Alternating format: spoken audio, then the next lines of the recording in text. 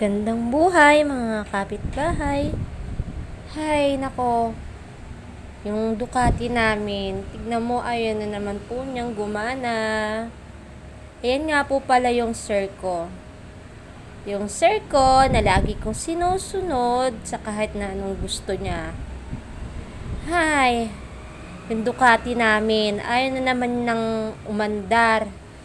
Tignan mo, hirap na naman siya.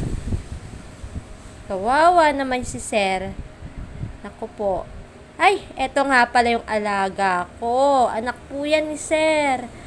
Anak po ni Boss Dario. Opo, siya po si Kia. Nako, Bebet, gumilid-gilid ka. Nako, baka ikay masagasaan. Sinasabi ko sa'yo. Patay tayo dyan kay Boss Dario. Ano, Boss Dario, hindi pa rin umaandar? Ay, nako, yung Ducati talaga na yan. Ano? Sini-check mo? Ayaw talaga.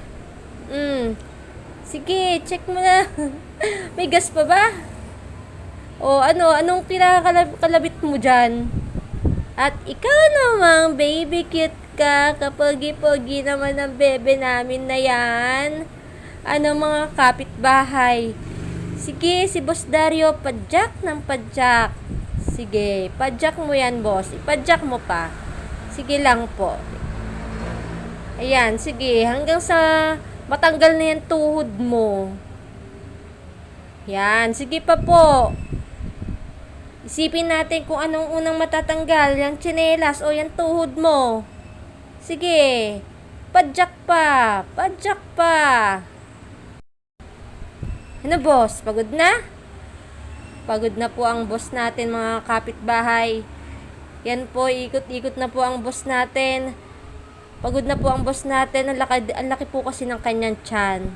Hirap na po siyang pumadyak. At iuulitin niya na naman po ang pagpadyak mga kapitbahay. Sige, padyak pa. Sige boss, huwag kang mapapagod pumadyak. Kaya mo yan, sige pa. Ayan boss, gumilid ka. At baka kayo una pang mawala.